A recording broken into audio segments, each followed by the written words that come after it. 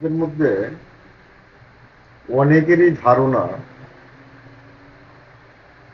এই দেশটা 1971 সালে এমনি এমনি স্বাধীন হয়ে গেছে এবং ঐতিহাসিক প্রেক্ষাপটে যদি আমরা চিন্তা করি তাহলে 52 ভাষা আন্দোলনকে আমরা বলি, সেখান থেকে স্বাধীনতা দানা বেঁধেছে। কিন্তু বারবার আমরা শ্রমিক, কৃষক, মেহনতি মানুষের অধিকার আদায়ের যে লড়াই, সংগ্রাম, এইটাকে আমরা ভুলে যাই। আজকে আমরা একটা ভিন্ন বিষয় নিয়ে কথা বলবো। ইংরেজরা যখন এই দেশের শাসন ব্যবস্থা গ্রহণ করে তখন 1793 সালে লর্ড কর্নওয়ালিস তিনি চিরস্থায়ী বন্দোবস্ত প্রথা চালু করে মধ্যস্বত্বভোগী একটা শ্রেণী সৃষ্টি করেছে। এই মধ্যস্বত্বভোগী শ্রেণীটা হচ্ছে জমিদার শ্রেণী। এই জমিদার শ্রেণীকে বা ভূস্বামীদেরকে ব্রিটিশ সরকার রাষ্ট্রের পরে সার্বভৌম ক্ষমতার অধিকারী দিয়েছে এবং সাধারণ মানুষ, কৃষক এবং প্রজারা ছিল ওই সুভেরিন পাওয়ারের অধীন, রাষ্ট্রের ভিতরে আরেকটা রাষ্ট্র। এইখানে এর প্রেক্ষিতে এই যে জমিদারদের যে অব্যাহত অত্যাচার, লুণ্ঠন, পীড়ন, এইগুলির কারণে প্রজাদের মধ্যে অসন্তোষ বৃদ্ধি পেয়েছিল এবং কৃষক বিদ্রোহ দানা বেঁধেছিল। আপনারা জানেন তেভাগা আন্দোলন, নানকার বিদ্রোহ, তারপরে আমাদের এখানে হয়েছে টঙ্ক আন্দোলন, এইরকম ক্ষুদ্র ক্ষুদ্র অসংখ্য কৃষক আন্দোলন সংগঠিত হয়েছে। এই আন্দোলনের কারণে ব্রিটিশ সরকারের টনক নড়ে এবং এই দেশের যে দেশপ্রেমিক রাজনীতিবিদ আছে তাদের চাপে পড়ে ব্রিটিশ সরকার প্রজাদেরকে সত্য দেওয়ার একটা চিন্তা ভাবনা করতে। অনেক কমিশন গঠন করা হয়েছে, ফ্লাউড কমিশন বা এই ধরনের কমিশন গঠন করা হয়েছে। সর্বশেষ কমিশনটা সম্ভবত ফ্লাউড কমিশন, সে একটা রিপোর্ট দিয়েছিল, সেখান থেকে জমিদারি অধিগ্রহণের কথা বলা হয়েছে। যখন 1947 সালে পাকিস্তান হয় তখন এই যে আমাদের যে পূর্ববঙ্গ বা পূর্ব পাকিস্তানের জন্য একটি আইন সংসদে বিল আকারে উত্থাপন। সেই আইনটি হচ্ছে রাষ্ট্রীয় অধিগ্রহণ ও প্রজাস্বত্ব আইন।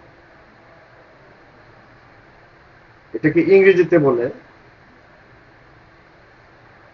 SANT act, state acquisition and tenancy act, east Pakistan state acquisition and tenancy act.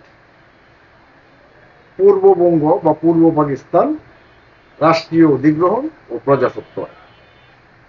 এটা বিভিন্ন কারণেই তখন আর পাশ হয় নাই। ঘটনাটি বা এই আইনটি অনেক সংযোজন, বিয়োজন বা বিশ্লেষণের পরে এটার নাম হয় রাষ্ট্রীয় অধিগ্রহণ এবং প্রজাস্বত্ব আইন 1950, বিল আকারে আবার উত্থাপন। 1950 সালের কথা। এবং আইনটা সংসদে পাশ হয়। এইটা পূর্ব পাকিস্তানের জন্য তথা এই বাঙালি জনগোষ্ঠীর জন্য তথা বর্তমান বাংলাদেশের মানুষের জন্য একটা যুগান্তরকারী আইন। এটা মানুষকে সমতা দিয়েছে। এই আইনটার বৈশিষ্ট্য, এই আইনটার 1 নম্বর বৈশিষ্ট্য হচ্ছে যে ওই সমস্ত জমিদার যারা 1793 সালের যে আইনের বলে যারা জমিদারি প্রাপ্ত হয়েছিলেন তাদের জমিদারিকে অধিগ্রহণ করা হয়েছে। অর্থাৎ বলা হয়েছে যে তোমরা আর জমির মালিক থাকতে পারবে না, জমির মালিক প্রজাদের মধ্যে বন্টন করে দেওয়া হবে। তারপরে আরেকটা বিষয়, ওই জমির মালিকদেরকে বলা হয়েছে যে তোমরা নির্দিষ্ট পরিমাণ জমি অর্থাৎ জমির সিলিং নির্ধারণ করা হয়েছে, এর বেশি সম্পত্তি তোমরা রাখতে পারবে না, বাকি সম্পত্তি সরকারকে সারেন্ডার করতে হবে। এইটাই বলা হয় যে জমিদারি অধিগ্রহণ। আর প্রজা সত্য হচ্ছে যে ওই যে জমিগুলি সরকারের ন্যস্ত করছে বা প্রজাকে দিয়ে দিচ্ছে, এগুলি প্রজাদের মধ্যে বিলি বন্টন করা হয়েছে, প্রজাদের খাজনা নির্ধারণ করা হয়েছে। জমিদারি প্রথা উচ্ছেদের মাধ্যমে জমিদার আর খাজনা নেওয়ার অধিকারী হয়নি, থাকেননি, সরকার খাজনা নেওয়ার অধিকারী হয়ে গেছে এবং সরকারের সাথে কৃষকের বা প্রজার একটা সরাসরি যোগাযোগ স্থাপন হয়েছে।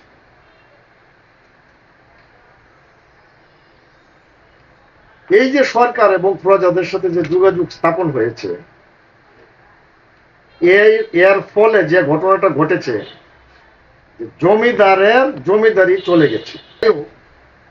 বিষয়টা এরকমও না, জমিদারদেরকে আবার তাদের নির্দিষ্ট পরিমাণ জমি রাখার অধিকার দেওয়া হয়েছে। কিন্তু ঘটনা যেটা ঘটেছে সেটা হইল ওই যে এলিট শ্রেণী, এই এলিট শ্রেণী আর রইল না, প্রজারাও জমির মালিক হয়ে গেছে। মানে রাজার ঘরে যে ধন, টুনির ঘরেও সেই ধন। এই ধন দিয়ে দিছে 1950 সালের প্রজাসত্ব আইন। ফলে এই দেশের শ্রমিক, কৃষক, মেহনতি জনতার মধ্যে একটা মালিকানার ধারণা প্রতিষ্ঠিত হয়েছে। এই ধারণার উপর ভিত্তি করে তারা পরবর্তীতে সংগঠিত হয়ে জনগণ যখন তার নিজের মর্যাদা পেয়েছে, সেই মর্যাদাটাকে কাজে লাগিয়ে তারা সংগঠিত হয়েছে এবং আলাদা রাষ্ট্র কায়েমের জন্য তারা রাজপথে নেমে এসেছে। আমরা যদি শুধুমাত্র বলি এইটাই যে ভাষা আন্দোলনে স্বাধীনতা আন্দোলনের মূল সূতিকাগার, বিষয়টা এরকম না। এর মধ্যে কৃষক প্রজারও একটা ভূমিকা ছিল, কারণ এই সময়টার মধ্যে সাধারণ মানুষ, শ্রমিক, কৃষক, মেহনতি মানুষ এবং ধনী থেকে শুরু করে বা অভিজাত থেকে শুরু করে একবারে গরিব পর্যন্ত, ব্রাহ্মণ থেকে শুরু করে একবারে চন্ডাল পর্যন্ত, সৈয়দ বংশের লোক থেকে শুরু করে একবারে মুচার পর্যন্ত, প্রত্যেকেই পতঙ্গের মতো এই দেশের স্বাধীনতার যুদ্ধে ঝাঁপিয়ে পড়েছে। ব্রাহ্মণরা কেন গেল, জমিদাররা কেন গেল, ওই সৈয়দ বংশের লোকটা কেন গেল?